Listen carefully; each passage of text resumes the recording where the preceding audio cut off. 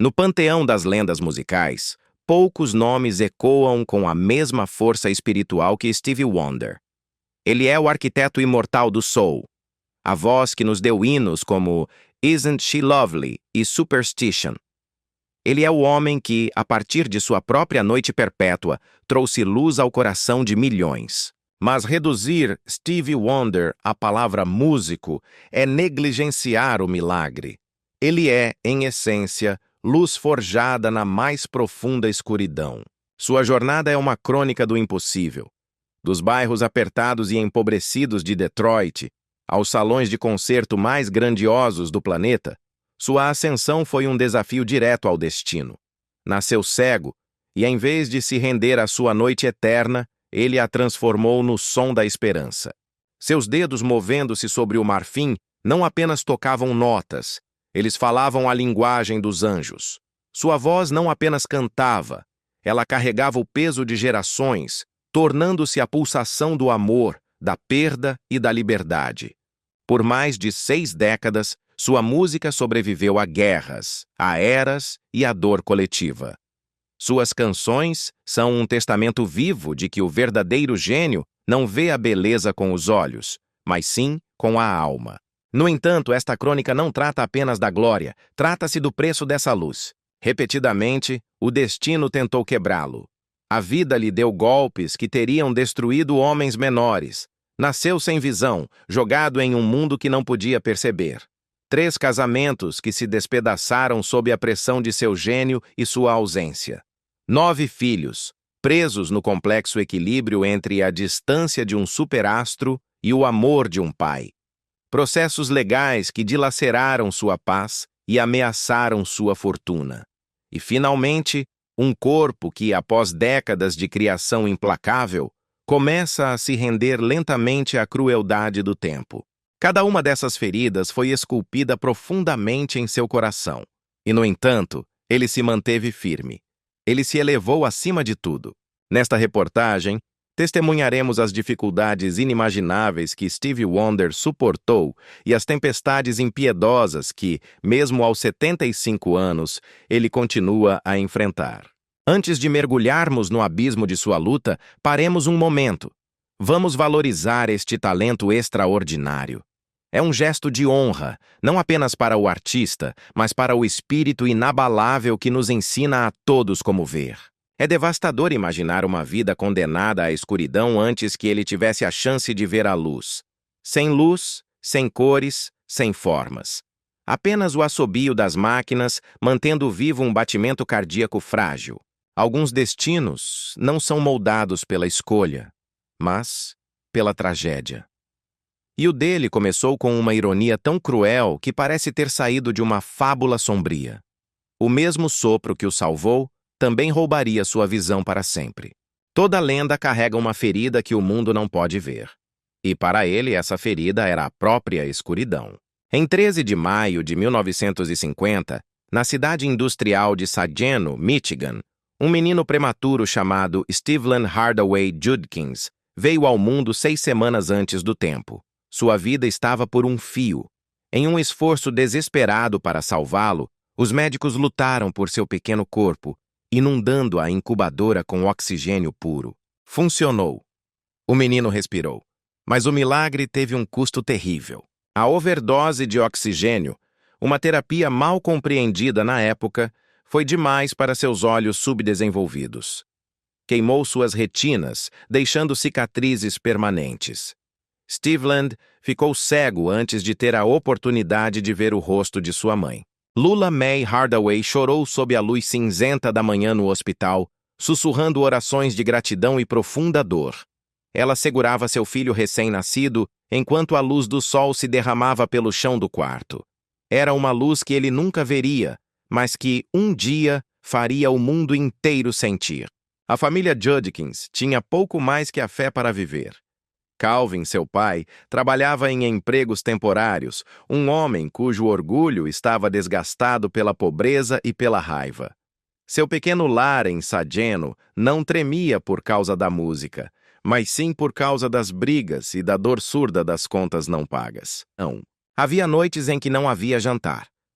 A pobreza era um frio constante. Nessas noites, o único consolo era a voz trêmula de Lula, cantando hinos na escuridão para abafar o ruído da fome. Quando Calvin finalmente se foi, abandonando-os, Lula ficou sozinha com 6 filhos e nada mais que suas mãos. Essas mãos, calejadas, rachadas e às vezes sangrando de esfregar o chão de estranhos, construíram um lar à base de amor e resistência. Em 1954, Lula reuniu a pouca coragem que lhe restava, juntou seus filhos e subiu em um ônibus com destino a Detroit. Eles perseguiam a sobrevivência através de uma tempestade de neve que cortava o ar como vidro. Detroit foi um despertar brutal. A cidade era fria, barulhenta e hostil. Mas em meio àquele ruído industrial, seu filho cego ouviu algo divino. Seu apartamento no East Side de Detroit não era maior do que uma oração. As paredes suavam pela umidade constante do inverno. A geada entrava pelas frestas das janelas. Mas a fé de Lula ardia mais do que qualquer aquecedor. Steve, pequeno demais para alcançar a janela e sentir o frio do vidro, sentava-se perto do zumbido do aquecedor e escutava. Ele escutava os passos no corredor, as buzinas distantes dos carros, o próprio sopro do mundo. Ele não podia ver as luzes da cidade, mas memorizou seu ritmo, memorizou sua pulsação, sua dor e sua promessa. Numa pequena igreja batista de Detroit, a fé de Lula se tornou a bússola de Steve. Enquanto outras crianças corriam e brincavam na rua, Steve sentava-se junto ao órgão da igreja. Seus dedinhos exploravam as teclas como um peregrino traçando o rosto de Deus. Ali, o som se tornou sua visão. As vozes do coral se tornaram seu céu.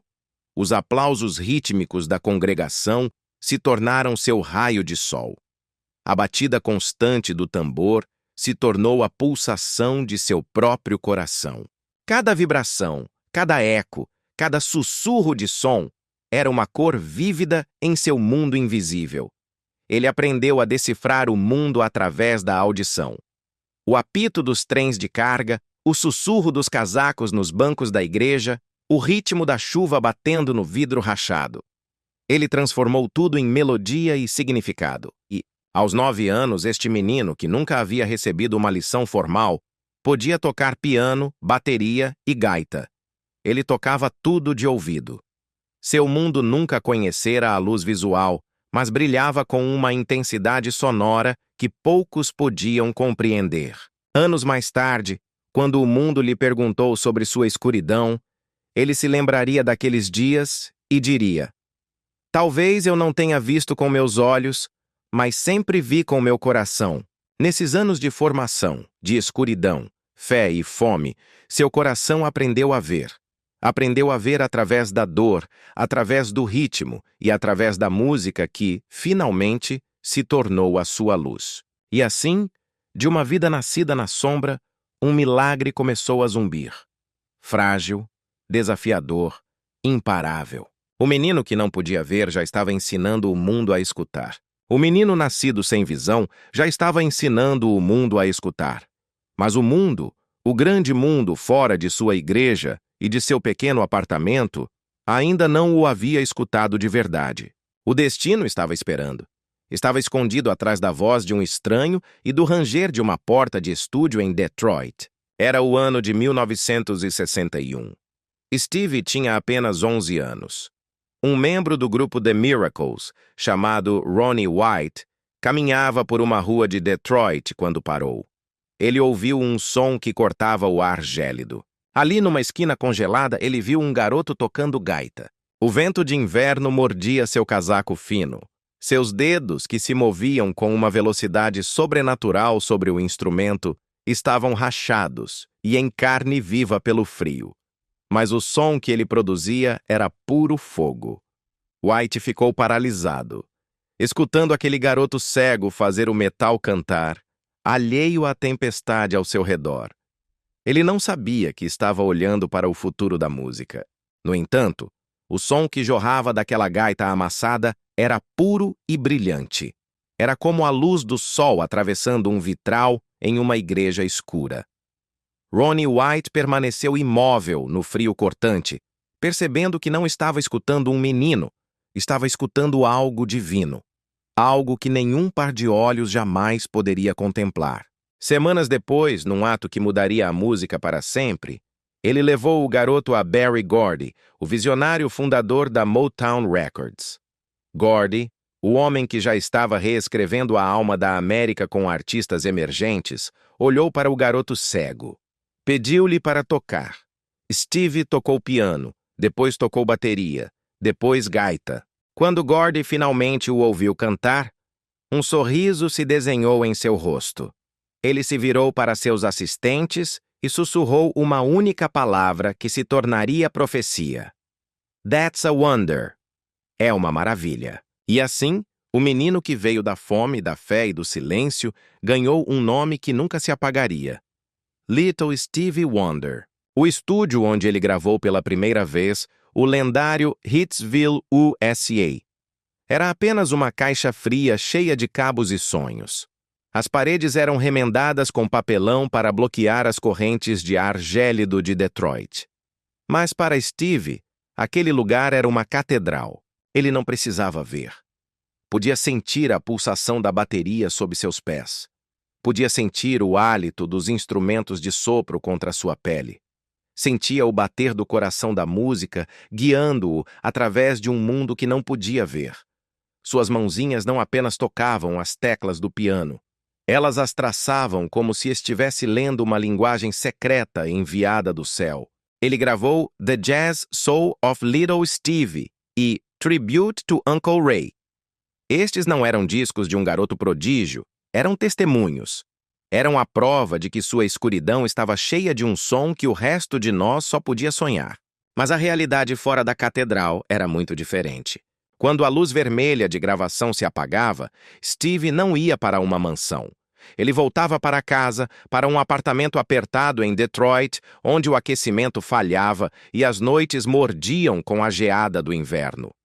A fama, naqueles primeiros dias, era apenas um rumor distante. A fome, no entanto, era um fato. Havia noites em que não havia carvão para o aquecedor. Lula, sua mãe, em um ato de devoção desesperada, o envolvia em seu próprio casaco. Ela cantarolava hinos em seu ouvido, tentando afastar o frio. Steve, aninhado nela, respondia com notas fracas de sua gaita, como se estivesse trocando melodias por fogo.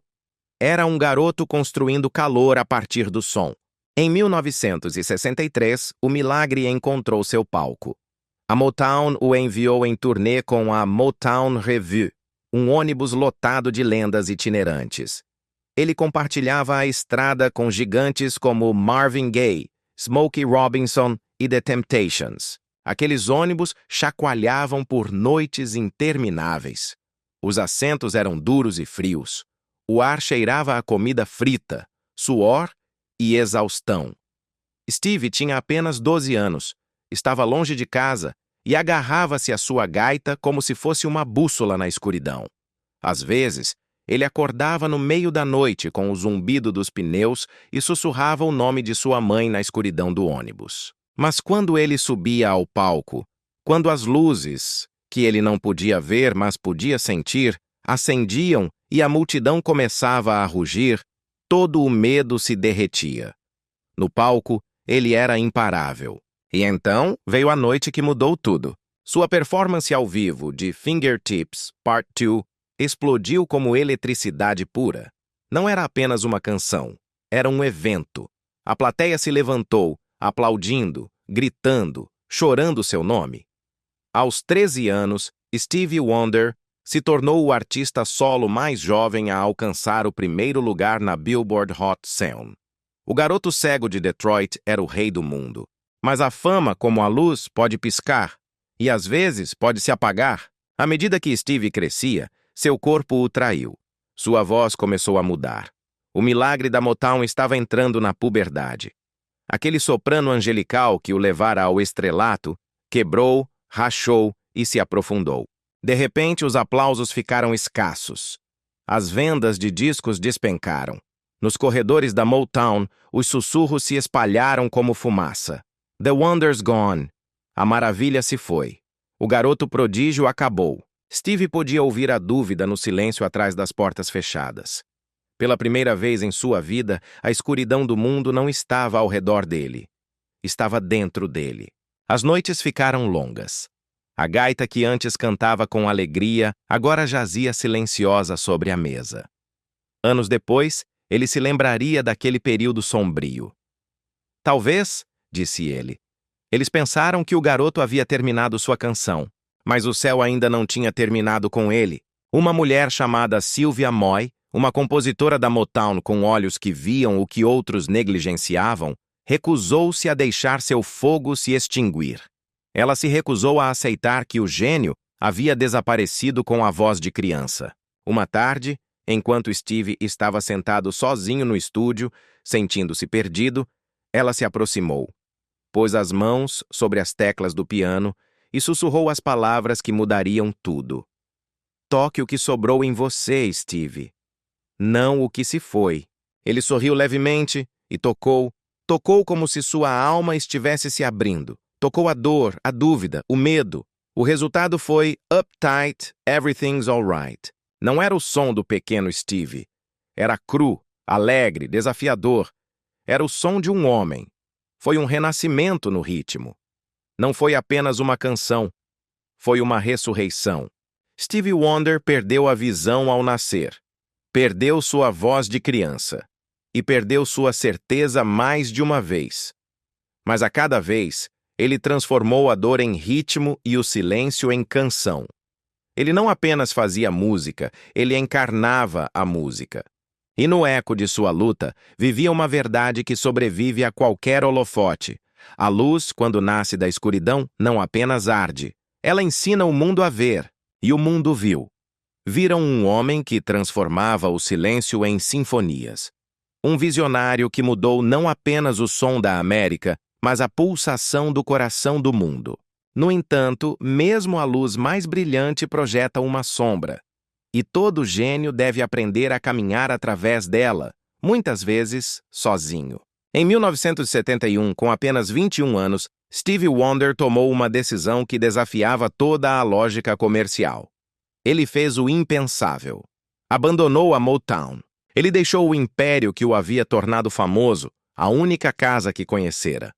Os executivos pensaram que ele estava louco. Por que deixar a segurança, a máquina de hits? Porque Stevie Wonder queria liberdade, não segurança. Ele queria verdade, não aprovação. Pela primeira vez em sua vida, ele estava cego e completamente desimpedido. Não tinha contrato, não tinha rede de segurança. Ele carregava consigo apenas sua fé e o fogo que ardia dentro dele. Em um pequeno estúdio alugado em Los Angeles, um espaço que cheirava a cabos velhos e café queimado, ele recomeçou do zero. A lenda diz que ele dormia no chão, ao lado de seus teclados. Comia sanduíches frios às 3 da manhã e trabalhava até que a luz do sol, que outros lhe descreviam, tocasse as venezianas. Música, ele diria mais tarde. Não era o que eu fazia, era o que eu respirava. Entre 1972 e 1976, ele desencadeou uma tempestade sonora que redefiniria a música para sempre. Ele criou, um após o outro, Music of My Mind, Talking Book, Inner Visions, Fulfillingness First Finale e a obra-prima Songs in the Key of Life. Cada álbum era uma revolução. E eles não nasceram no conforto, mas sim no caos da pura criação. Ele tocava quase todos os instrumentos sozinho, perseguindo harmonias que ninguém mais podia ouvir. Os engenheiros de som da época contavam histórias incríveis. Diziam que ele trabalhava 20 horas por dia, sem parar. Que seus dedos, após dias seguidos tocando bateria ou clavinete, tinham que ser enfaixados porque sangravam. Seus ouvidos zumbiam de exaustão. Algumas noites ele simplesmente desabava, adormecendo no meio da gravação com a cabeça apoiada no piano. Não era um homem fazendo um disco, era um homem esvaziando sua alma na fita magnética. No entanto, a cada amanhecer, ele acordava e tentava novamente. Na quietude do estúdio, que cheirava a café velho e eletricidade, os engenheiros o ouviam sussurrar para a escuridão. Vamos fazer mais uma vez. Eu ainda consigo ouvir como deveria ser. Não era inspiração, era uma obsessão sagrada. A pressão quase o destruiu. Ele pegou empréstimos contra seus futuros royalties, investindo milhões de dólares que não tinha em tempo de estúdio. Ele contratou orquestras inteiras apenas para gravar uma linha de cordas e depois descartá-la. Ele experimentou os primeiros sintetizadores, máquinas temperamentais que frequentemente falhavam e zumbiam de frustração. Os executivos da Motown, os homens que contavam o dinheiro, estavam aterrorizados. Eles temiam que seu gênio finalmente tivesse perdido o controle. O dinheiro estava escoando e ele também. Mas Steve não estava atrás de dinheiro. Ele estava atrás da verdade. Se custar tudo, disse ele certa vez a um engenheiro exausto que lhe implorava para descansar, então vale a pena. Então, assim que ele estava no auge desta montanha criativa, o destino atacou com uma precisão impiedosa. Era agosto de 1973. O carro avançava em alta velocidade por uma rodovia da Carolina do Norte. O sol da tarde brilhava no capô.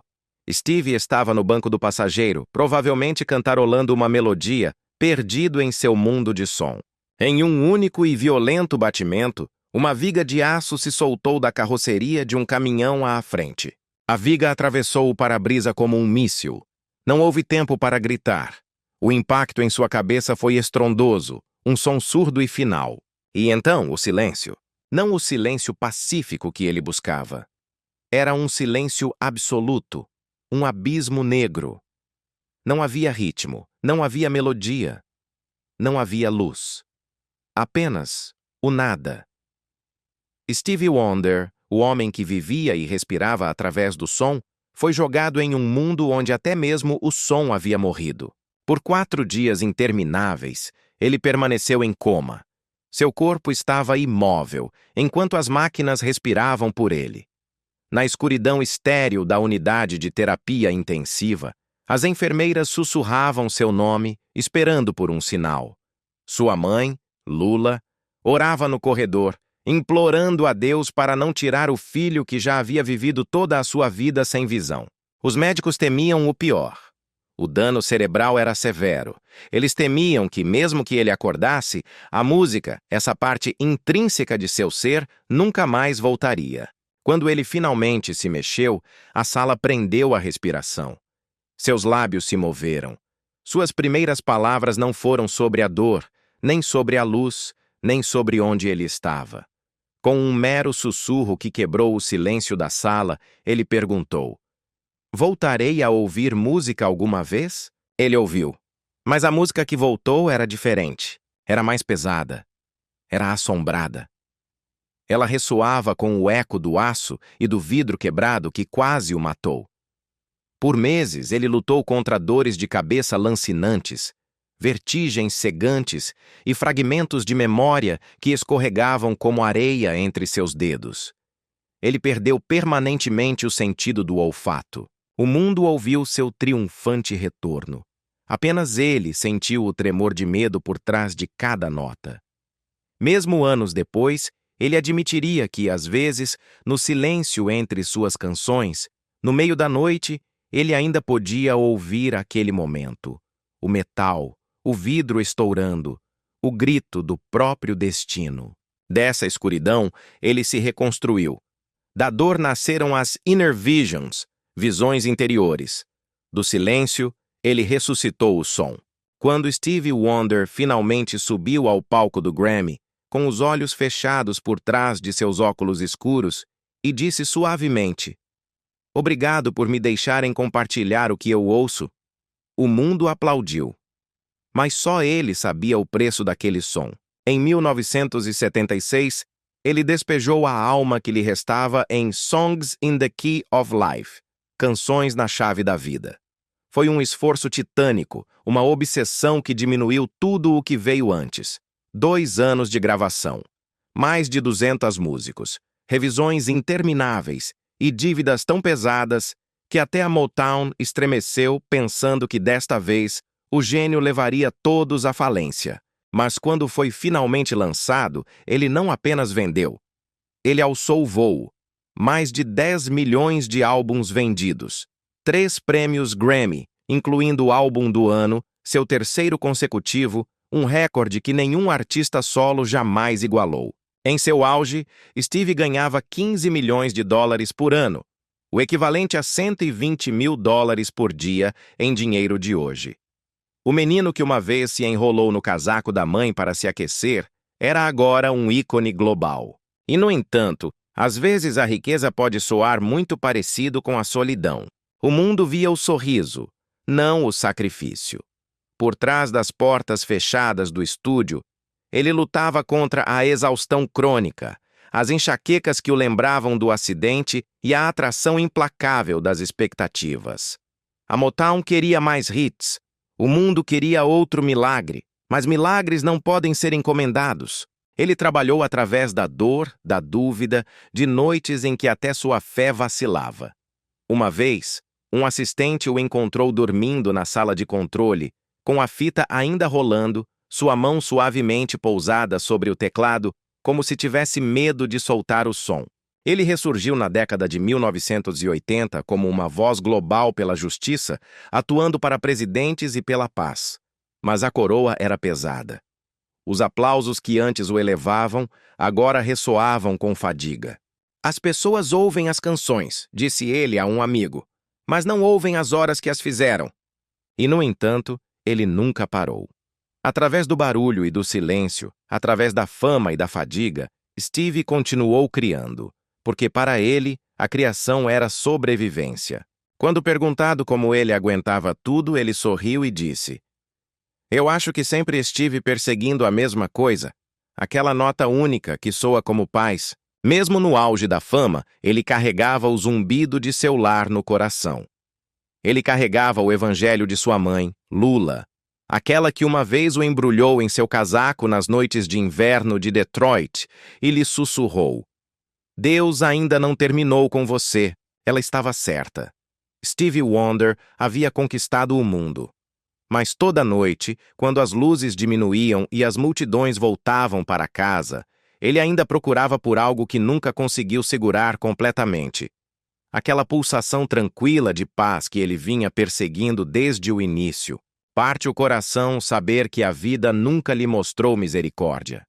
Da cegueira da infância à luz ofuscante da fama, ele suportou tudo.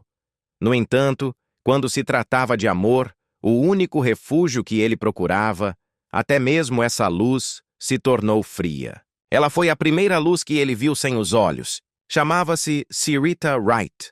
Ela tinha uma voz como seda e um espírito que brilhava com o mesmo fogo tranquilo que ele carregava dentro de si. Eles se conheceram nos estúdios da Motown, duas almas jovens cercadas por som. Steve não a viu. Ele a ouviu. Ele ouviu a maneira como o riso dela se curvava no ar, o ritmo suave de suas palavras que fazia cada silêncio parecer vivo. Ela se tornou sua confidente, sua colaboradora, seu espelho. Juntos, eles escreveram canções que pareciam promessas. Eles escreveram Signed, Sealed, Delivered, I'm Yours. Assinado, selado, entregue, sou seu. Não era apenas um hit. Era a declaração de um jovem que acreditava que o amor podia cantar mais alto do que o próprio tempo. Em 1970, com apenas 20 anos, Steve se casou com Syreeta, de 24. O casamento deles não foi um ato de grandeza ou riqueza. Foi um ato de fé. Eram dois sonhadores que realmente acreditavam que a música podia manter o mundo unido. E por um tempo manteve. O apartamento deles não estava cheio de móveis caros, mas de melodias. As noites brilhavam com a criação compartilhada, as vozes deles entrelaçadas no ar como uma oração. O deles era um amor nascido na harmonia. Era frágil, radiante e impossivelmente humano. Mas a harmonia, mesmo na música, é delicada. Como se sustenta uma harmonia tão humana sob o peso de um mito? À medida que a fama de Steve disparava, à medida que o mundo exigia mais e mais dele, o tempo começou a escorregar. As turnês se tornaram longas, as sessões de estúdio se tornaram intermináveis, noites que viravam dias, entrevistas, exaustão, a pressão para criar o próximo milagre. O aplauso lá fora, nos estádios, ficava cada vez mais alto. Enquanto isso, O lar por dentro se tornava cada vez mais silencioso. Syreeta tinha sua própria luz. Tinha seus próprios sonhos como artista. Mas o homem que ela amava estava sendo consumido pelo gênio que o mundo adorava. Quanto mais ele perseguia o som, mais a distância crescia entre eles. Amigos da época se lembravam das noites em que ele chegava em casa muito depois da meia-noite, ainda cantarolando novas melodias, com a energia da criação ainda vibrando nele. E ela o esperava ao lado do piano. As velas que haviam acendido para o jantar tinham se consumido até virar cera. Eles se amavam profundamente, mas o ritmo que antes os unia começou a falhar. Eles nunca tiveram filhos. Suas canções se tornaram a única descendência de sua breve união.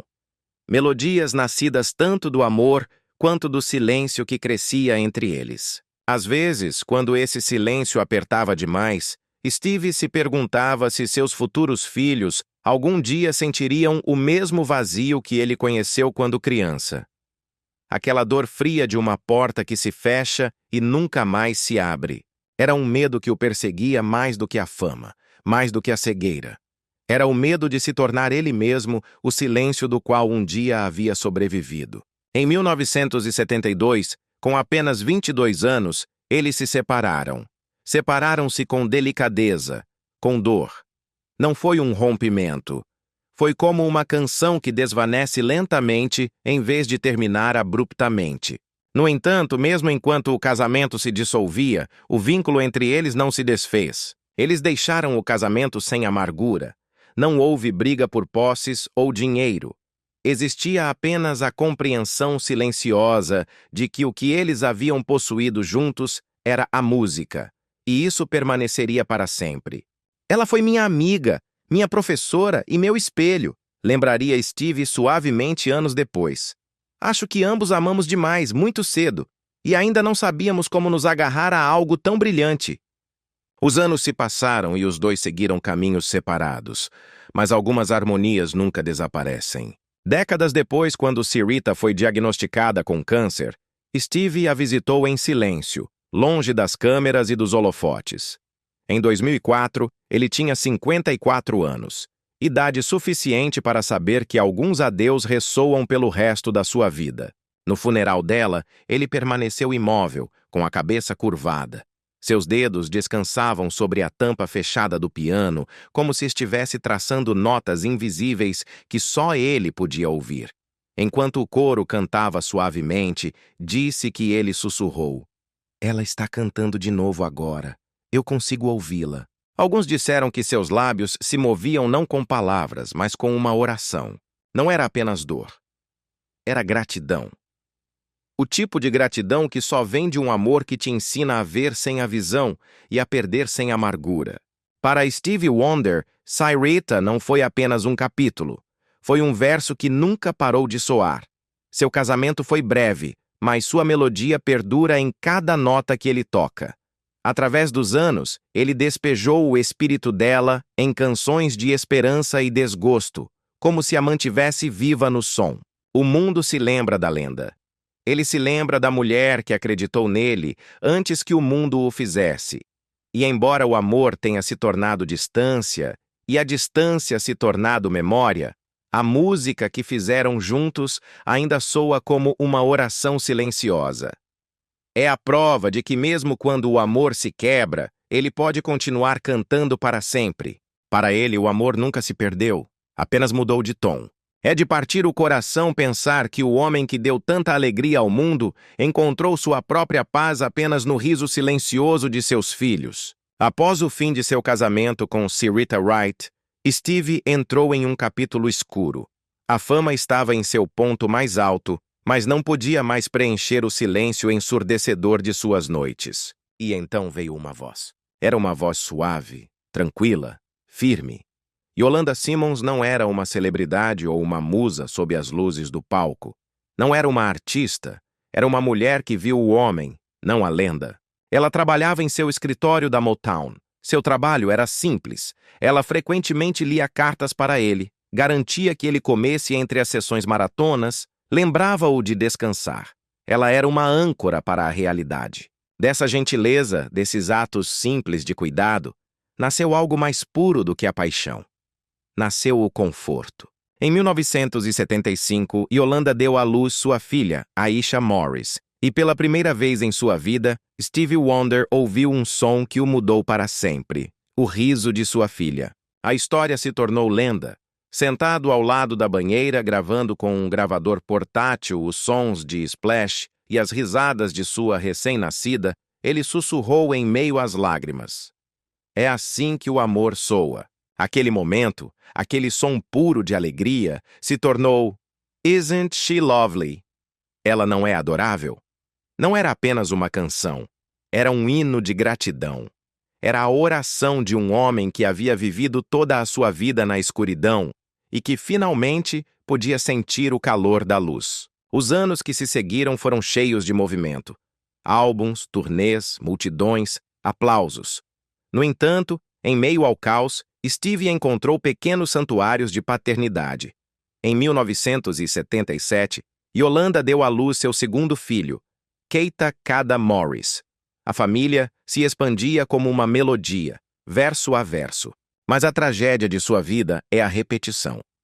À medida que sua fama subia mais alto, o tempo com eles ficava mais curto. Yolanda ficava em casa, criando 2 filhos, enquanto o mundo reivindicava o homem que ela amava. A história de Cyrita se repetiu, mas agora com o peso dos filhos. Às vezes, Stevie voltava do estúdio antes do amanhecer, com os sapatos na mão, andando na ponta dos pés pelos corredores de sua própria casa, cuidadoso para não acordar ninguém. Ele tocava os cachos de Aisha, escutava a respiração de Keita e, às vezes, sentava-se ao piano no meio da noite, tocando canções de ninar para crianças adormecidas. "Eu queria que eles sentissem minha presença mesmo quando eu não estava lá", disse ele mais tarde. Ele queria deixar seu amor como uma impressão sonora em seus sonhos. Mas o amor, como o ritmo, pode perder a sincronia. A história de Cyrita se repetia, desta vez com o peso dos filhos. No final da década de 1970, o vínculo entre Stevie e Yolanda começou a desvanecer. Não foi por raiva, mas pelo inevitável esgotamento. Eles se separaram em silêncio, como 2 almas gentis que simplesmente se distanciaram, mas que permaneceriam atadas para sempre pela música que haviam criado juntos, seus filhos. E então, em 1979, chegou Melody McCulley. Seu próprio nome parecia uma premonição do destino. Ela não entrou em sua vida como um turbilhão, mas como a calma após a tempestade. Ela não era atraída pela fama. Na verdade, ela a evitava. Ela trouxe silêncio, conexão com a realidade e um cuidado abnegado. Stevie estava mais velho agora, com 30 anos, e estava cansado. Cansado do peso de seu próprio brilho e da solidão que ele deixava em seu rastro. Com Melody não houve promessas de eternidade, apenas momentos de paz. Em 1983, ela deu à luz seu filho, Mumtaz Morris. Stevie, agora pai pela 3ª vez, segurou o menino perto e sussurrou em seu ouvido: "Você é minha canção silenciosa." Era um tipo de amor mais suave. Um amor que curava, em vez de arder. Ele frequentemente levava Mumtaz para o estúdio, embalando-o enquanto trabalhava. Deixava o menino adormecer com o som das harmonias e a pulsação de um coração. Quando lhe perguntaram anos depois o que a paternidade havia lhe ensinado, ele sorriu e disse: "Me ensinou a escutar, não apenas a música, mas a vida." Embora tanto Yolanda quanto Melody tenham finalmente seguido seus próprios caminhos, a presença delas nunca o abandonou. Através de Aisha, que cresceu para cantar ao lado do pai, através do riso de Keita e através de Mumtaz, que seguiu seus passos musicais, a vida de Stevie encontrou sua harmonia mais verdadeira. Uma harmonia escrita não na fama, mas na família. Anos mais tarde, no palco, sob as luzes, enquanto Aisha cantava com ele virava o rosto para a fonte da voz dela e sorria. Ele não podia ver o rosto dela, mas podia sentir cada nota. "Eu posso nunca vê-la", disse ele uma vez, mas eu a ouço. E isso é o suficiente. De 1975 a 1983, através do amor encontrado e perdido, através do nascimento de 3 filhos e do rompimento de 2 corações, Stevie Wonder descobriu que a maior canção que ele jamais escreveria não era para o mundo, mas para as vidas que ele trouxe a ele. E mesmo agora, muito depois que os aplausos se desvanecem, essa canção, o riso de seus filhos, continua a ressoar, tão quente e eterna quanto a própria luz. 3 longos anos haviam se passado desde que o riso caloroso de Melody McCulley se desvaneceu de sua vida. 3 anos de quartos de hotel que ecoavam com aplausos, mas que se esvaziavam em um silêncio absoluto às 3 da manhã. Ele tinha 36 anos então. Era um homem adorado por milhões, coroado como um gênio do soul, uma lenda viva.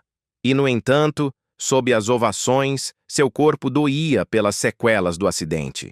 Sua fé às vezes vacilava, e seu coração estava silenciosamente faminto. Foi então que ela apareceu. Angela McGaffey não chegou com a fama ou com fogos de artifício. Ela entrou como uma voz suave na escuridão. Ela era tranquila, paciente, ponderada. Ela não era uma amante. A princípio, era uma necessidade. Ela organizava seus dias, seus remédios, seu descanso. Em um ato de profunda compaixão, ela rotulou à mão seus potes de cozinha em braille, enquanto cantarolava hinos gospel em voz baixa. "Você precisa de alguém que cuide de você", disse ela uma vez com uma voz suave, mas firme. Não apenas do seu dom. A voz dela não tinha uma agenda oculta. Tinha apenas graça. E nessa gentileza, ele sentiu algo que havia esquecido. Paz sem condições. O que começou como bondade se aprofundou em companheirismo. E o que começou como companheirismo se tornou amor. Era um amor diferente de todos os outros. Um amor que curava sustentando, não ardendo. Angela ainda estava na casa dos 20 anos com uma vida inteira pela frente. No entanto, ela a colocou silenciosamente aos pés de um homem 2 vezes quebrado pelo amor e uma vez quebrado pelo destino. Ela deu os melhores anos de sua juventude ao silêncio dele. Deu seu riso à exaustão dele. Por 13 anos, eles compartilharam um ritmo que parecia uma oração. Manhãs de rotinas sussurradas, noites de refeições tranquilas, mãos que se encontravam na escuridão. Amigos diziam que ela o estabilizou. Ela ancorou a tempestade de seu gênio. Nas manhãs exaustivas, quando o mundo exigia demais dele, quando as enxaquecas do velho acidente retornavam, ela guiava a mão dele até a xícara de café. Ela pressionava as palmas das mãos contra as têmporas dele e murmurava: "Você ainda é a luz." Nesses momentos, ela não era sua cuidadora. Era sua calma. Era a pulsação por trás da lenda. Mas o amor construído sobre a cura é frágil. A gratidão pode se transformar em gravidade. Quanto mais ela o protegia, mais ele dependia dela. Quanto mais ele se apoiava, mais ela esquecia como se manter de pé sozinha. Em meados da década de 1990, a harmonia que eles haviam composto com tanto cuidado começou a desmoronar. A fama continuava batendo à porta. As cidades continuavam engolindo suas noites, e os aplausos que antes o emocionavam agora o deixavam oco. A história, mais uma vez, se repetia com uma crueldade trágica. Ela o esperava na casa à meia luz, as velas afundando na cera, os jantares esfriando na mesa. Ele voltava muito depois da meia-noite, exausto demais para falar. O amor se transformou em dever. O cuidado dela se transformou em controle. Algumas noites, ele se sentava ao piano e tocava as mesmas 3 notas, repetidamente, como se estivesse implorando por equilíbrio ao universo. Uma noite a canção parou. Ela dobrou as camisas dele, fechou sua mala e colocou os óculos escuros dele sobre o piano. O mesmo piano onde uma vez haviam sonhado com a eternidade. O clique do zíper ecoou no quarto silencioso. Foi um som pequeno o suficiente para ser ignorado, mas agudo o suficiente para quebrar o coração de um homem. "Alguns adeus não ressoam", disse ele mais tarde. "Eles simplesmente afundam." 13 anos juntos, uma vida inteira vivida em tempo emprestado, terminaram não com raiva, mas com uma exaustão mútua. Mas o amor raramente termina onde o silêncio começa. Em 1999, a calma foi quebrada. Sua história de amor silencioso se transformou em papel. Papéis legais que ameaçavam contar uma história muito diferente. As manchetes gritavam: acusações, réplicas, acordos milionários. A imprensa sensacionalista estava saboreando o banquete. O mundo esperava um circo midiático, esperando que o ícone da paz finalmente explodisse em raiva pública. Mas Stevie Wonder se envolveu em um silêncio que era mais alto do que qualquer acusação. Um jornalista escreveu na época: o mundo queria raiva, ele lhes deu graça. Mas eles estavam enganados. Por trás dessa graça impenetrável, havia uma dor profunda demais para ser encenada. Era uma dor sagrada demais para o consumo público. Era a dor de 13 anos de devoção desmoronando sob o peso da lei. Angela não era uma estranha. Ela havia ajudado a criar os filhos dele como se fossem seus, embora nunca tivesse tido um biológico. Quando o caso finalmente foi encerrado, discretamente, longe das câmeras, não houve vitória. Não houve um vilão. Apenas restaram duas almas esvaziadas.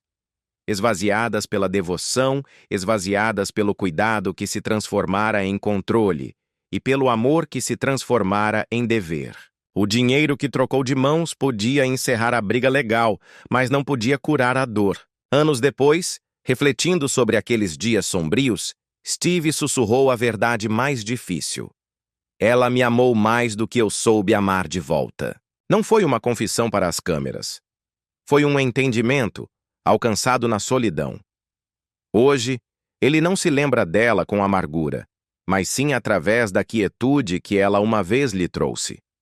As canções que ele escreveu nos anos que se seguiram eram diferentes. Eram mais suaves, mais lentas, quase sussurradas. Elas carregavam vestígios da paciência de Angela. O amor nunca é o erro, disse ele certa vez, resumindo essa dolorosa lição. A expectativa é. Essa única linha se tornou seu evangelho de perdão. Angela McGaffey nunca foi sua inimiga. Ela foi o capítulo que lhe ensinou sobre a resistência. Ensinou-lhe que mesmo o amor quebrado, o amor que termina nos tribunais, pode deixar luz para trás.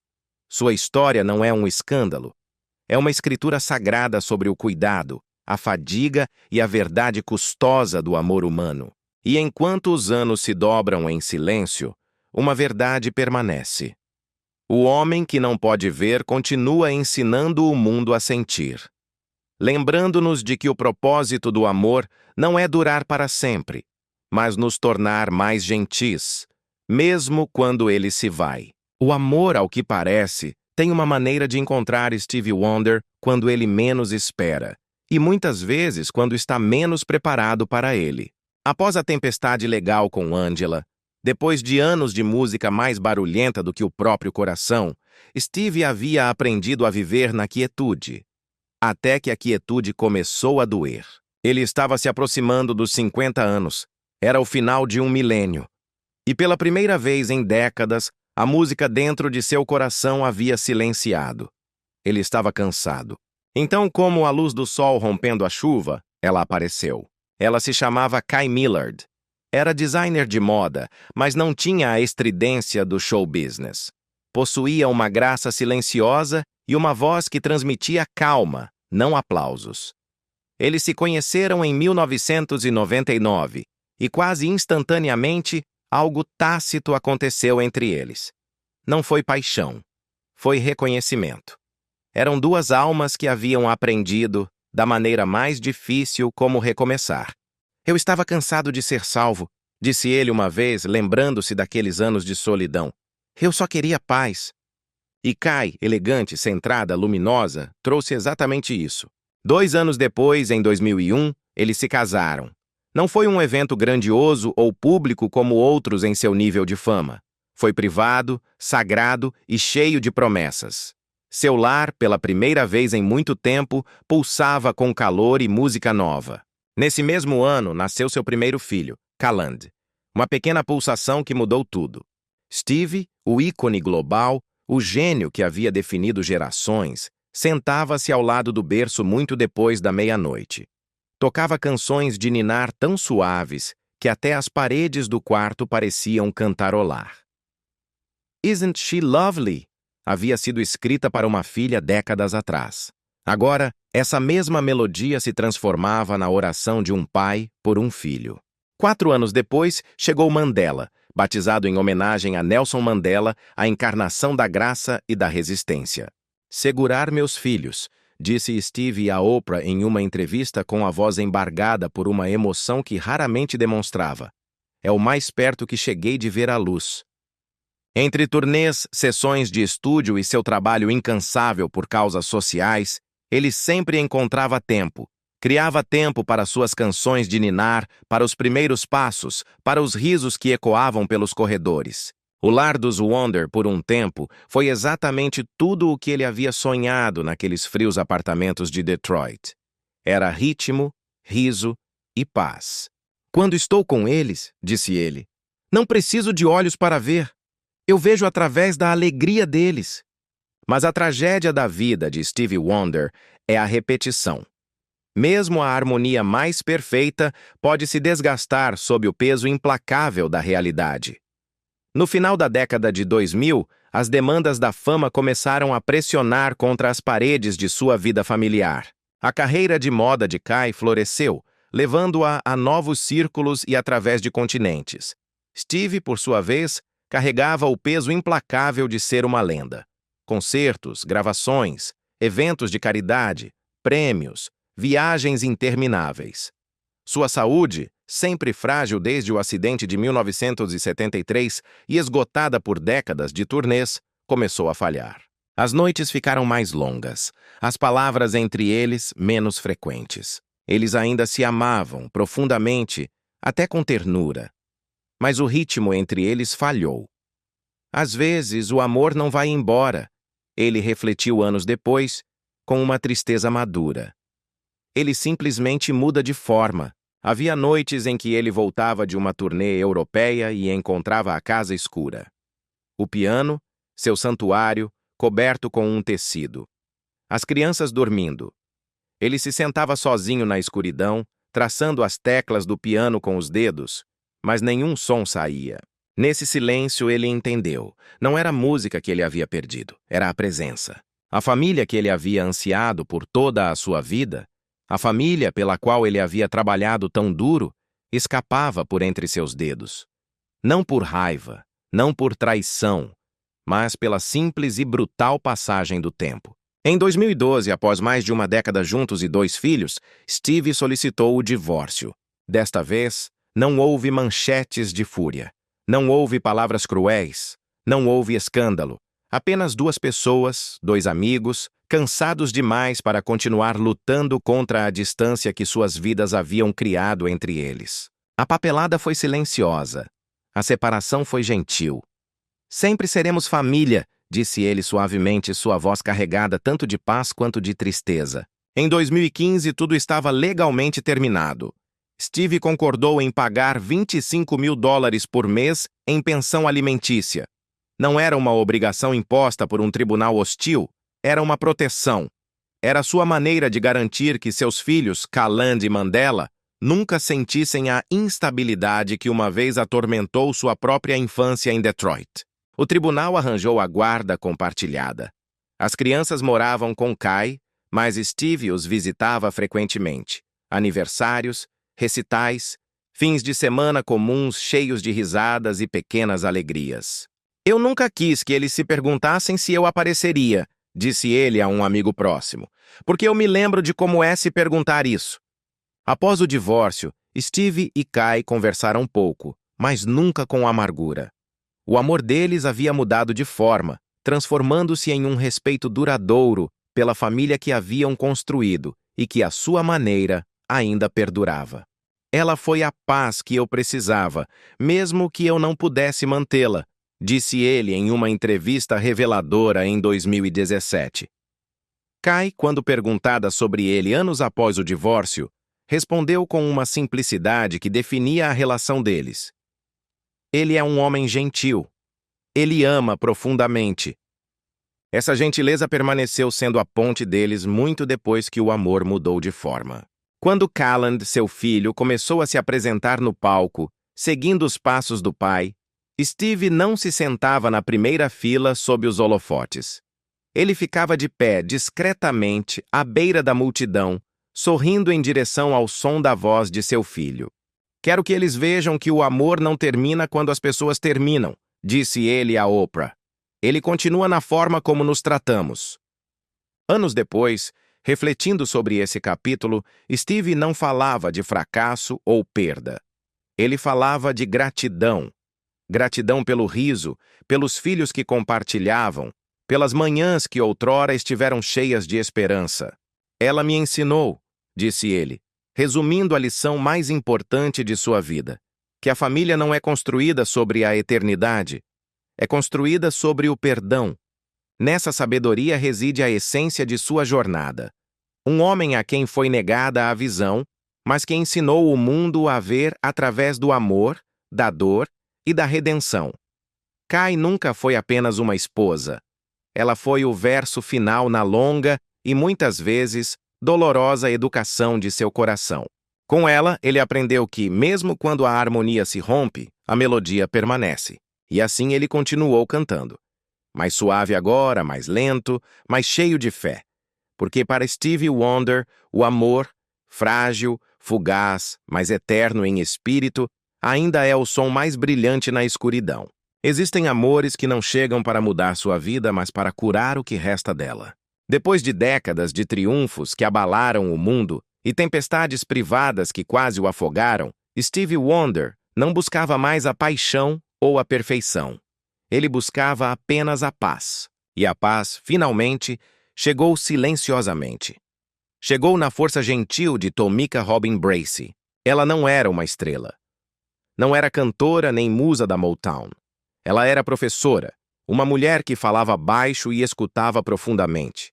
Uma mulher que viu o homem, Mark, que por tanto tempo estivera escondido atrás da lenda, Stevie.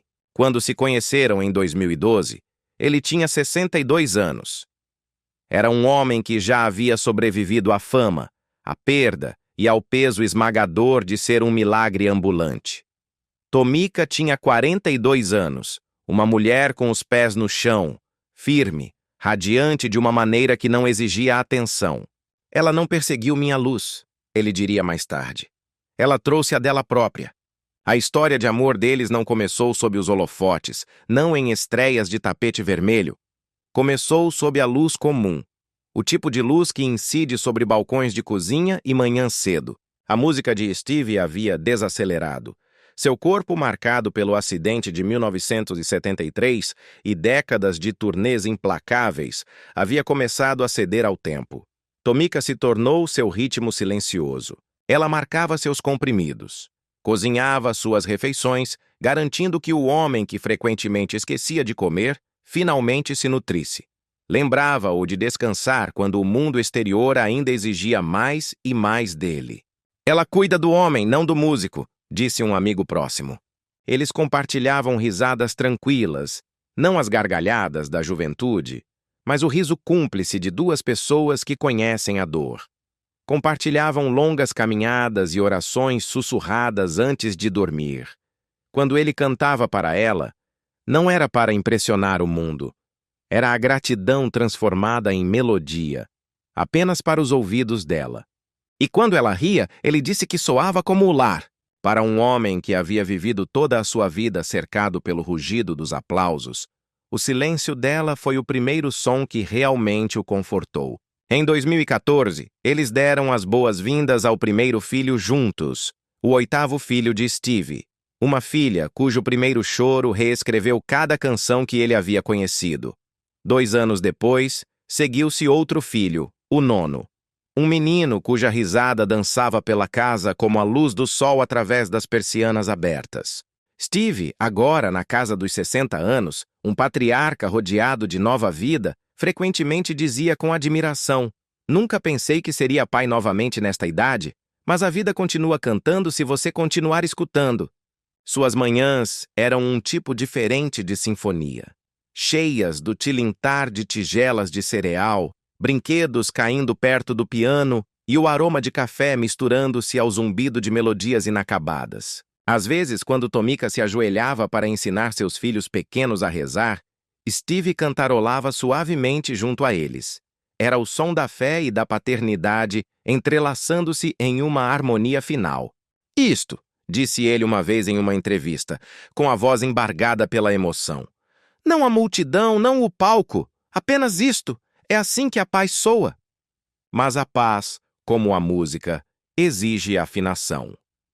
Com o passar dos anos, o esgotamento se infiltrava. As turnês, embora mais curtas, ainda existiam. As entrevistas, os exames médicos e a expectativa interminável de que ele continuasse inabalável. Tomika carregava seu próprio peso invisível. A maternidade de crianças pequenas, o cuidado de um ícone envelhecido e a tensão silenciosa de amar um homem compartilhado com o mundo.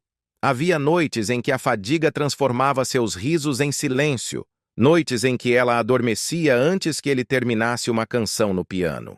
No entanto, a cada amanhecer eles recomeçavam. Cada vez que a tensão aumentava, era a visão de seus filhos que os fazia voltar. Steve, que uma vez foi o menino cego esperando em uma varanda em Detroit por um pai que nunca voltou para casa, agora cumpria o voto mais importante de sua vida. Ele sussurrava para seus filhos pequenos. Vocês nunca terão que esperar por mim. Era uma promessa nascida da dor. Um voto que curava os ecos de sua própria infância solitária. Em 2017, eles selaram essa promessa. Casaram-se no Hotel Bel Air, em Los Angeles, em uma cerimônia íntima banhada pela luz dourada da tarde. Steve, então com 67 anos, virou-se para ela e cantou You are the sunshine of my life. Você é a luz do sol da minha vida, enquanto amigos e familiares os observavam. Não houve manchetes, não houve câmeras, não houve espetáculo. Apenas duas almas escolhendo uma a outra após uma vida inteira de tempestades. A mesma canção que antes celebrava o amor jovem e apaixonado, agora carregava uma verdade mais suave e profunda. A verdade de que o maior amor não é encontrado em seu começo explosivo, mas em sua resistência silenciosa. Em 2019, a doença testou essa resistência. Stevie Wonder, o homem que havia sobrevivido a tudo, precisava de um transplante de rim. O milagre precisava de um milagre. Através do zumbido das máquinas do hospital e do frio estéril das salas de espera, Tomika segurou sua mão. Sussurrava orações entre os bips dos monitores. Enquanto o mundo prendia a respiração, ela era sua âncora. Você continua sendo meu milagre, ela lhe disse.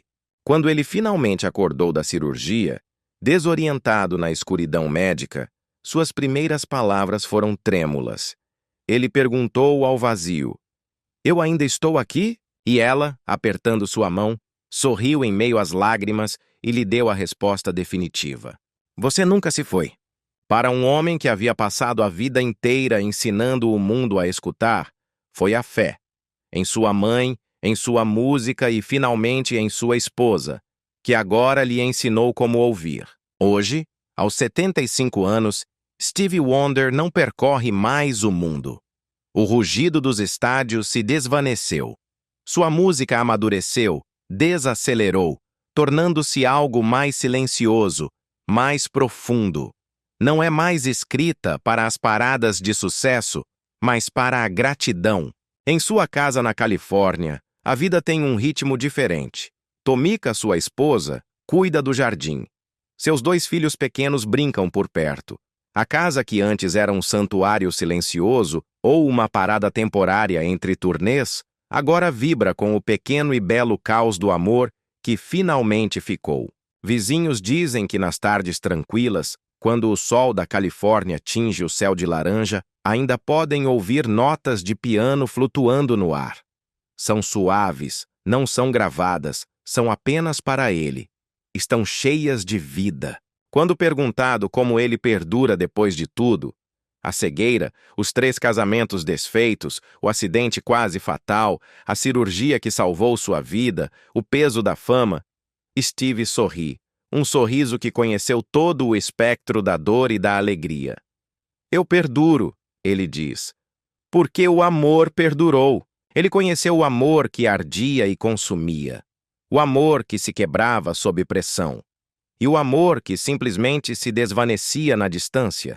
Mas com Tomika, ele encontrou o tipo de amor mais raro de todos, o amor que permanece.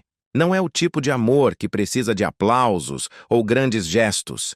É o tipo de amor que segura sua mão no silêncio de um quarto de hospital. É o amor que te lembra quem você é quando o mundo exige que você seja uma lenda. A gratidão, diz ele agora, sua voz suave. Essa é a minha canção. E talvez, depois de todos esses anos, depois de todas as sinfonias e dos hits número 1, era isso que sua música sempre esteve buscando. Não a perfeição, não a fama, mas a paz. Essa paz que soa suavemente na escuridão, como a luz final que nunca se apaga.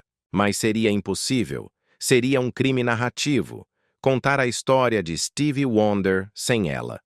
Sem a mulher que o carregou através da escuridão literal e metafórica.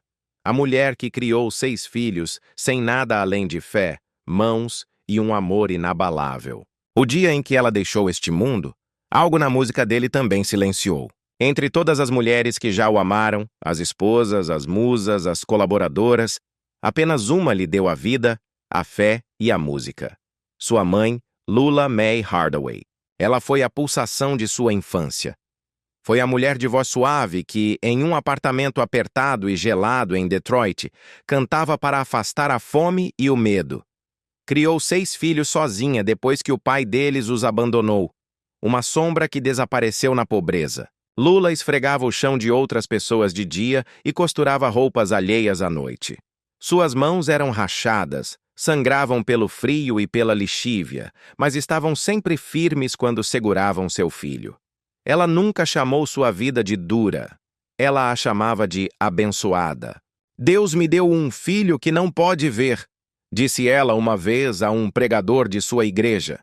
Mas me deu um que pode mostrar ao mundo como ver. Foi Lula quem ensinou Steve a escutar antes que ele pudesse andar. Ela cantarolava hinos enquanto o embalava. Bateu palmas ritmadas nas palmas das mãozinhas dele. Transformou cada som do mundo. O trem distante, a chuva na janela, o gotejar da torneira, em uma lição de fé. Quando ele foi descoberto pela Motown aos 11 anos, ela o seguiu até o estúdio. Mudou-se com ele, segurando sua mão não apenas como uma mãe, mas como uma bússola. Ela o guiou através do barulho ensurdecedor de um mundo muito grande e, às vezes, muito cínico para um garoto pequeno. Ela estava lá em cada marco. Seu primeiro disco, sua primeira turnê naqueles ônibus caindo aos pedaços, seu primeiro Grammy. Ela nunca buscou crédito, nunca ficou na frente das câmeras. Apenas ficava atrás, sussurrando em seu ouvido antes de ele subir ao palco. Lembre-se de quem você é, meu filho. O nome dela apareceu silenciosamente nos créditos de suas primeiras canções como coautora, mas sua verdadeira autoria era mais profunda. Ela havia escrito a alma que impulsionava sua música. Quando ele alcançou as alturas da fama mundial, tornando-se um ícone maior do que a vida, Steve frequentemente dizia que sua mãe era sua heroína. Minha rainha, ele a chamava. Minha razão para cada nota. Mas até os heróis se cansam. No início da década de 2000, a saúde de Lula começou a falhar. Ela havia passado a vida derramando força nos outros e restava pouca para si mesma. Quando ela faleceu em 2006, o mundo não ouviu um grito público. Ouviu um silêncio. Steve cancelou aparições, retirou-se do palco, recolheu-se a uma quietude que só ele podia entender. Seus amigos disseram que ele não conseguiu ousar tocar piano por semanas. O instrumento que era sua voz havia ficado mudo. Quando finalmente o fez, tocou uma única canção, Ribbon in the Sky, Fita no Céu, sozinho para ela. Testemunhas se lembraram de que as lágrimas traçavam suas bochechas enquanto ele sussurrava. Isto é para você, mamãe. Seu funeral foi privado, simples, cheio de gospel e uma dor palpável. Ele ficou ao lado de seu caixão, com as mãos trêmulas, como se estivesse procurando o ritmo de sua pulsação pela última vez. Mais tarde, ele disse a verdade mais devastadora. Quando ela se foi, perdi o primeiro som que amei, a voz dela. Mas mesmo nessa perda absoluta, a presença de Lula nunca se desvaneceu. Eu ainda falo com ela, disse ele a um entrevistador anos depois, com total seriedade. Às vezes, quando estou cantando, posso senti-la cantarolando comigo. Para um homem que havia construído uma vida transformando a dor em melodia, essa foi a perda que mais o silenciou. E, no entanto, também se tornou sua maior mestra. Com sua mãe, Stevie Wonder aprendeu que o amor não morre. Ele muda de forma. Transforma-se em fé. Transforma-se em memória. E transforma-se na luz que você carrega adiante. Cada vez que ele se senta ao piano, em algum lugar da harmonia, a voz de uma mãe ainda canta. O mundo viu seus triunfos, mas nunca viu a guerra que seu corpo travava em silêncio. Para Stevie Wonder, até a sobrevivência se tornou um ato de fé. Depois de uma vida inteira transformando a escuridão em canção, o próprio tempo começou a testá-lo de maneiras que os aplausos não podiam curar. A guerra não começou em 2019. Começou décadas antes naquela estrada da Carolina do Norte em 1973. Os ecos daquele acidente de carro, o da viga de aço que o deixou em coma, continuavam vivos em seus nervos. Um tremor aqui, uma onda de vertigem ali. Pequenos lembretes de que o brilho sempre tem um preço. Sua agenda, que antes era imparável, agora cobrava seu preço. As viagens intermináveis, as noites sem dormir nos estúdios, o peso de décadas de dar mais de si mesmo do que o corpo jamais foi destinado a dar. À medida que os anos avançavam, os sinais apareceram. Uma fadiga que persistia, um corpo mais lento para curar, um fôlego que ficava um pouco mais curto após cada apresentação. Eu costumava pensar que o tempo era meu amigo, disse ele uma vez em voz baixa, mas agora eu apenas agradeço por ele esperar. Mas a paz, como a música, exige afinação. Com o passar dos anos, o esgotamento se infiltrou.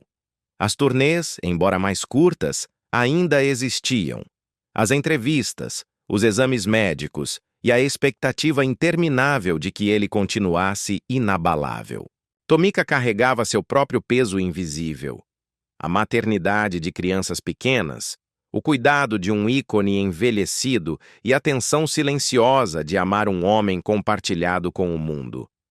Havia noites em que a fadiga transformava seus risos em silêncio, noites em que ela adormecia antes que ele terminasse uma canção no piano. No entanto, a cada amanhecer, eles recomeçavam. Cada vez que a tensão aumentava, era a visão de seus filhos que os fazia voltar. Stevie, que uma vez foi o menino cego que esperava em uma varanda de Detroit por um pai que nunca voltou para casa, agora cumpria o voto mais importante de sua vida. Ele sussurrava para seus filhos pequenos: "Vocês nunca terão que esperar por mim." Era uma promessa nascida da dor. Um voto que curava os ecos de sua própria infância solitária. Em 2017, eles selaram essa promessa. Casaram-se no Hotel Bel Air, em Los Angeles, em uma cerimônia íntima banhada pela luz dourada da tarde. Stevie, então com 67 anos, virou-se para ela e cantou "You are the sunshine of my life." Você é a luz do sol da minha vida. Enquanto amigos e familiares os observavam. Não houve manchetes, não houve câmeras, não houve espetáculo. Apenas duas almas escolhendo uma a outra após uma vida inteira de tempestades. A mesma canção que antes celebrava o amor juvenil e apaixonado, agora carregava uma verdade mais suave e profunda. A verdade de que o maior amor não é encontrado em seu começo explosivo, mas em sua resistência silenciosa. Em 2019, a doença testou essa resistência. Stevie Wonder, o homem que havia sobrevivido a tudo, precisava de um transplante de rim. O milagre precisava de um milagre. Através do zumbido das máquinas do hospital e do frio estéril das salas de espera, Tomika segurou sua mão. Ela sussurrava orações entre os bips dos monitores. Enquanto o mundo prendia a respiração, ela era sua âncora. Você continua sendo meu milagre. ela lhe disse. Quando ele finalmente acordou da cirurgia, desorientado na escuridão médica, suas primeiras palavras foram trêmulas. Ele perguntou ao vazio: "Eu ainda estou aqui?" E ela, apertando sua mão, sorriu em meio às lágrimas e lhe deu a resposta que ele precisava. "Você nunca se foi." Nesse momento, o homem que havia passado uma vida inteira ensinando o mundo a escutar, ouviu algo mais profundo do que qualquer sinfonia. Ouviu o som da fé tornada realidade. A recuperação foi lenta, foi árdua, mas se tornou seu segundo ato. Ficaram para trás as turnês mundiais exaustivas e as luzes ofuscantes que, embora ele não pudesse ver, sentia como uma pressão abrasadora. Em seu lugar, vieram as manhãs de silenciosa gratidão. Ele começou a caminhar mais, a comer mais leve, a meditar diariamente, encontrando um ritmo em sua própria respiração. O piano, que havia sido sua voz, sua arma e seu companheiro de fama, tornou-se algo novo. Tornou-se terapia e oração. Algumas manhãs, ele se sentava para tocar não para uma audiência de milhares, mas para a luz do sol que se derramava sobre as teclas. "Eu não persigo mais a perfeição", disse ele em uma entrevista anos depois, sua voz mais suave, mais sábia. "Eu apenas dou graças a Deus pelo fôlego. Isso é música suficiente." Até sua voz, envelhecida e arranhada pelos anos e pelo esforço, agora tinha uma nova profundidade. Não era a energia ilimitada da juventude da Motown. Era a sabedoria da resistência. O riso de seus filhos pequenos, brincando nos quartos próximos, se tornou sua nova sessão rítmica. A alegria deles substituiu o aplauso da multidão. Pela primeira vez em sua vida, o homem que sempre viveu em movimento frenético, perseguindo o próximo som, havia aprendido a ficar quieto, e nessa quietude ele encontrou a paz. Hoje, aos 75 anos, suas mãos se movem mais lentamente sobre o marfim, mas ainda encontram a melodia. Seus olhos nunca viram o nascer do sol, mas ele cumprimenta cada um com a mesma gratidão silenciosa. Ele conhece a dor, conhece a exaustão, conhece as pequenas indignidades do envelhecimento que o tempo impõe a todos, lendas ou não. No entanto, ele não as enfrenta com queixas, mas com reverência. "Eu tive minha parte de dor", disse ele a um amigo, "mas a dor me lembra que eu ainda estou vivo, que eu ainda sou necessário, que eu ainda sou amado." Sua vida, que uma vez foi uma sinfonia de movimento e caos criativo, tornou-se algo mais puro, um hino de resistência. E quando ele toca agora, cada nota não carrega apenas som, carrega sobrevivência. Para aqueles que lutam contra a doença, que acordam a cada dia dentro de corpos que não obedecem mais, a história de Stevie Wonder é uma luz. Mas não é uma luz que cega, mas sim uma que aquece. Ela nos lembra que a saúde não é medida apenas pela força, mas pela gratidão, que mesmo quando o corpo se dobra, o espírito pode permanecer intacto. Ele passou 75 anos provando uma única verdade. O corpo pode se tornar frágil, mas a alma nunca se desvanece. E em cada respiração frágil, em cada nota trêmula, Stevie Wonder continua cantando. Não mais para derrotar o tempo, mas para agradecer a ele por tê-lo deixado ficar. Agora, aos 75 anos, Stevie Wonder vive a vida que uma vez apenas sonhou. Não é uma vida de excessos, embora esteja cercado por eles. É uma vida de significado, paz e gratidão. De um garoto cego nas ruas apertadas e empobrecidas de Detroit a um homem cuja voz remodelou o som da humanidade, sua jornada se destaca como uma das transformações mais extraordinárias da história moderna. Hoje, seu patrimônio líquido é estimado em cerca de 200 milhões de dólares. É uma fortuna surpreendente. Mas não foi herdada. Foi conquistada nota por nota, pulsação por pulsação, ao longo de mais de 6 décadas de criação implacável. No entanto, por trás dos números frios, reside algo muito mais profundo. Reside a história de um homem que começou sem nada além de fé e a transformou em um império de som, amor e legado. Seu lar, apropriadamente, reflete o próprio homem. É elegante, é ancorado, mas é cheio de calor. Localizada no condomínio fechado de Bel Air, em Los Angeles, a mansão de 20 mil pés quadrados de Stevie pertenceu uma vez a um príncipe saudita. Avaliada em quase 14 milhões de dólares, a propriedade brilha com pisos de mármore, escadarias em cascata e paredes de vidro altíssimas. Essas paredes dão as boas-vindas à luz da Califórnia que ele nunca viu, mas que sempre sentiu. No interior, 12 quartos e 15 banheiros se abrem para espaços iluminados pelo sol, onde o riso familiar substitui o aplauso. Há um estúdio de música, é claro, onde as melodias ainda flutuam no ar até tarde da noite. Há um jardim onde sua esposa, Tomika, cuida das flores ao lado de seus 2 filhos pequenos. E há um piano de cauda. Esse piano não está em um canto escuro. Ele está situado estrategicamente sob uma claraboia, posicionado exatamente onde a luz da manhã incide. Embora Steve não possa ver o raio de sol, ele diz que consegue sentir a luz no ar. Vizinhos dizem que, às vezes, pouco antes do pôr do sol, o som fraco de seu piano escapa para a rua. É tranquilo, lento, terno, como uma oração sussurrada ao próprio tempo. Mas Bel Air é apenas um capítulo de seu legado físico.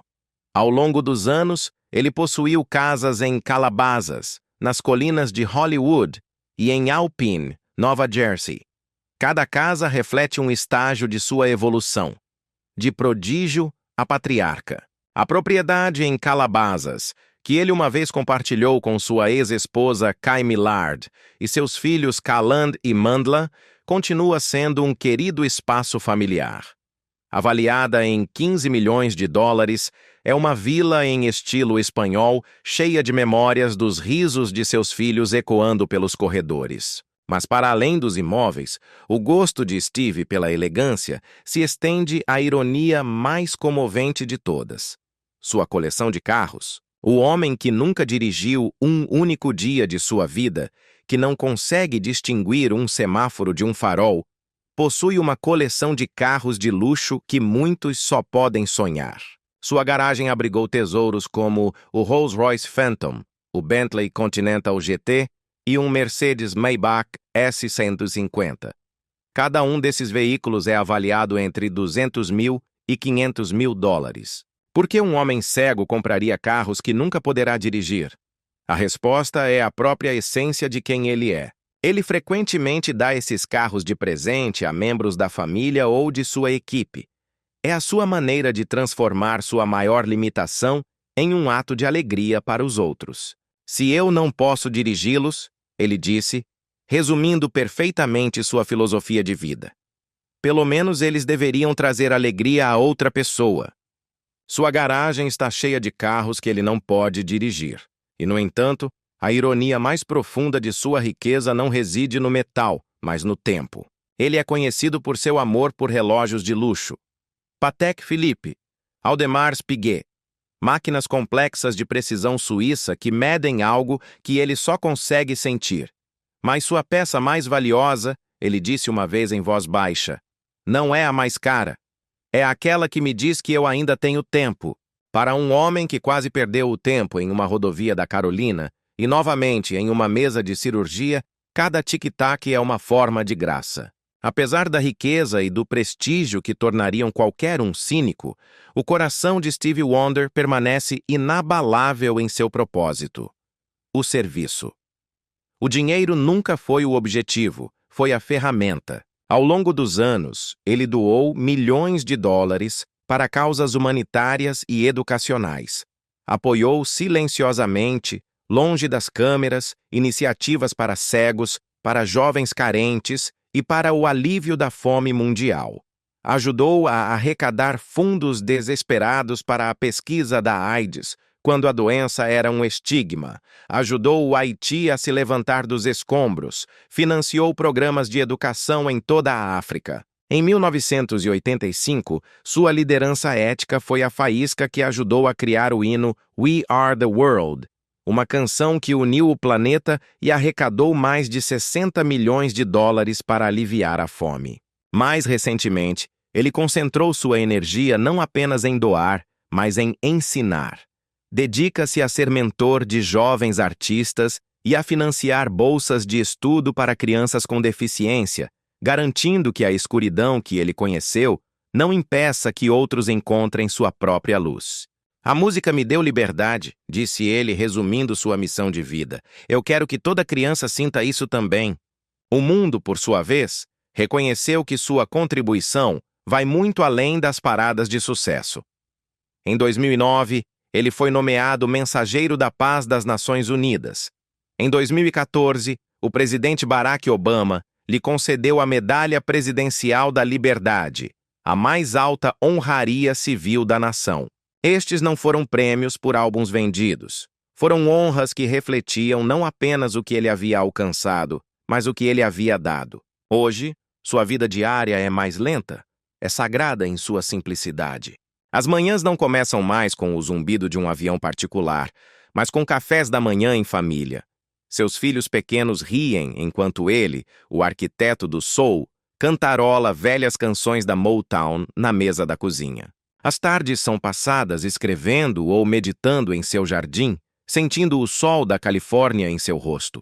E as noites, quase sempre, terminam no piano. Ali, na quietude de seu lar, seus dedos ainda encontram magia no silêncio. Ele não faz mais turnês em tempo integral.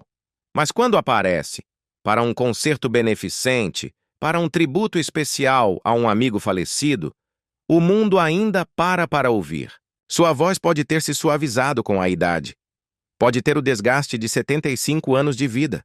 Mas o espírito dentro dela apenas se aprofundou. Cada nota que eu toco agora, diz ele, é um obrigado.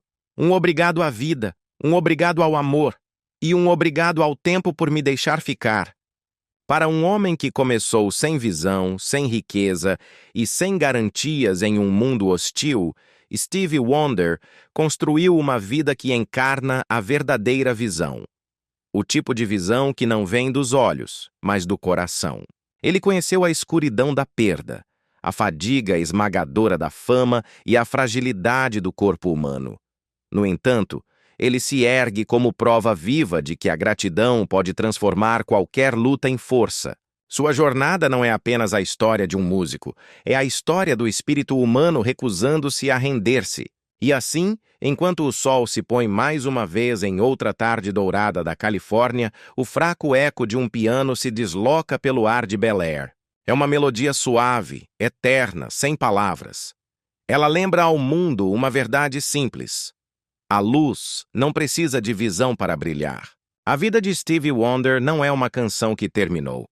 É uma que continua a ensinar, curar e inspirar. Se esta história tocou seu coração, tire um momento para honrá-la. Aperte curtir ou deixe um coração vermelho abaixo. Que sua própria jornada seja abençoada com paz, alegria, saúde e o tipo de abundância que preenche sua alma, assim como sua vida, sim como sua vida, sim como sua vida, sim como sua vida, sim como sua vida, sim como sua vida, sim como sua vida, sim como sua vida, sim como sua vida, sim